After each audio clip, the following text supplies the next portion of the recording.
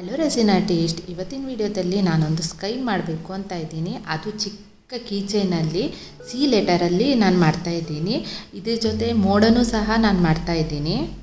ಆದರೆ ಈ ಮೋಡಕ್ಕೆ ನಾನು ಕ್ಲೇನ ಯೂಸ್ ಮಾಡ್ತಾ ಇಲ್ಲ, ಡಿಫ್ರೆಂಟಾಗಿ ಮಾಡ್ತಾಯಿದ್ದೀನಿ. ಅದು ಹೇಗೆ ಮಾಡೋದು ಅಂತ ನಾನು ಈ ವಿಡಿಯೋದಲ್ಲಿ ತೋರಿಸ್ತೀನಿ. ಇಲ್ಲಿ ನಾನು 20 ml ಅಷ್ಟು ರೆಸಿನ್ ತೊಗೊಂಡಿದ್ದೀನಿ. ಅದು 3:1 ರೆಸಿನ್ ಆಗಿದೆ. ನಮಗೀಗ ಸ್ಕೈ ಬೇಕಲ್ವ, ಹಾಗಾಗಿ ನಾನು ಬ್ಲೂ ಕಲರ್ ಟ್ರಾನ್ಸ್ಲೂಸೆಂಟ್ ಪಿಗ್ಮೆಂಟ್ ತೊಗೊಳ್ತಾ ಇದ್ದೀನಿ. ಅದನ್ನು ಸ್ವಲ್ಪ ಹಾಕ್ಕೊಂಡ್ರೂ ಸಾಕಾಗುತ್ತೆ. ನಾನಿಲ್ಲಿ 1 ಡ್ರಾಪ್ ಅಷ್ಟು ತಗೊಳ್ತಿದ್ದೀನಿ. ಈಗ ನಾನು ಲೆಟರ್ ಸಿಯಲ್ಲಿ ಪೋರ್ ಮಾಡ್ತಾ ಇದ್ದೀನಿ.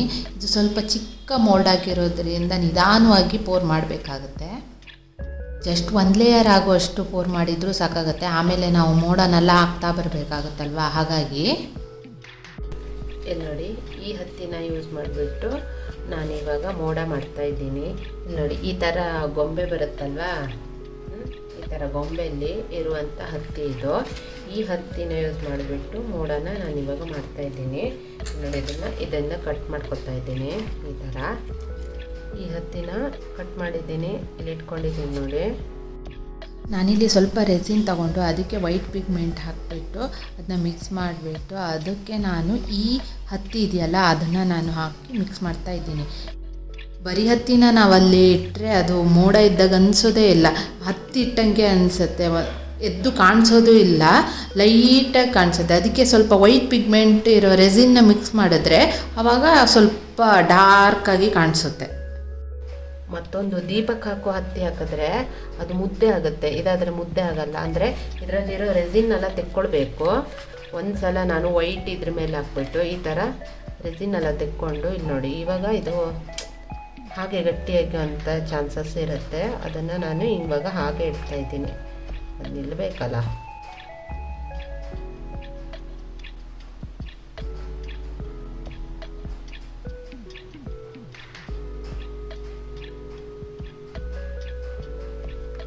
ಈಗ ನಾವು ಸೆಕೆಂಡ್ ಲೇಯರ್ ಹಾಕಬೇಕಾಗತ್ತೆ. ಇಲ್ಲಿ ನಾನು ಒಂದು 20 ml ಅಷ್ಟು ರೆಸಿನ್ ತೊಗೊಂಡಿದ್ದೀನಿ. ಇದು 3:1 ರೆಸಿನ್ನು. ಅಷ್ಟೇನು ಬೇಕಂತ ಇರೋದಿಲ್ಲ, ಆದರೂ ತಗೊಳ್ಬೇಕಾಗುತ್ತೆ, ಅಷ್ಟು ಮಿನಿಮಮ್ ತಗೊಳ್ಳೇಬೇಕಾಗುತ್ತೆ. ಹಾಗಾಗಿ ನಾನು ಇಲ್ಲೇ ತಗೊಂಡು ಹಾಕ್ತಾ ಇದ್ದೀನಿ.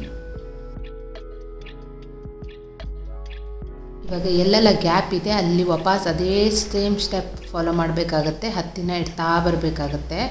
ನಾನು ಎಷ್ಟು ಗ್ಯಾಪ್ ಇದೆ ಅಲ್ಲೆಲ್ಲ ಫಿಲ್ ಮಾಡ್ತಾ ಇದ್ದೀನಿ. ಇವಾಗ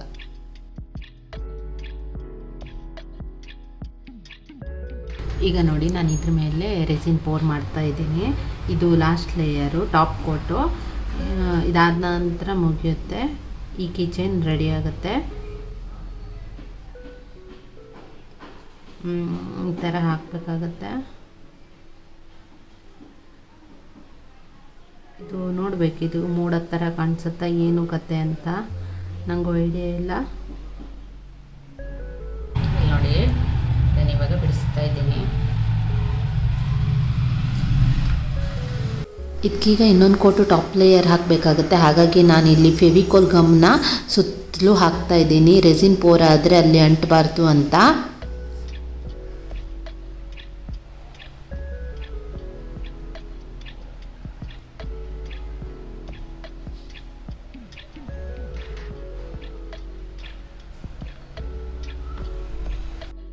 ಇವಾಗ ನಾನು ಇದ್ರ ಮೇಲೆ ಲಾಸ್ಟ್ ಲೇಯರ್ ರೆಸಿನ್ ಪೋರ್ ಮಾಡ್ತಾಯಿದ್ದೀನಿ. ಸ್ವಲ್ಪ ದಪ್ಪ ಆದಮೇಲೆ ಹಾಕಬೇಕಾಗುತ್ತೆ, ಆವಾಗ ಅದು ಸೈಡಲ್ಲೆಲ್ಲ ಸುರಿದೋಗೋದಿಲ್ಲ, ಅಲ್ಲೇ ನಿಂತಿರುತ್ತೆ.